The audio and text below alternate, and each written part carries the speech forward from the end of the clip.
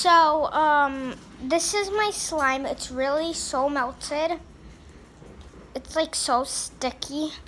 But at least like we could play with it a little. But if you want it to be a little bit colder, just cap on. Put on the cap. Take it and put it inside the refrigerator for about 5 minutes. 5 minutes. Yeah. Like put it in the refrigerator for 5 minutes. Yeah, and I'll be right back. Oh wait, my refrigerator isn't closing, so I'm gonna put it deeper in. Okay, and I'll be back once it's ready.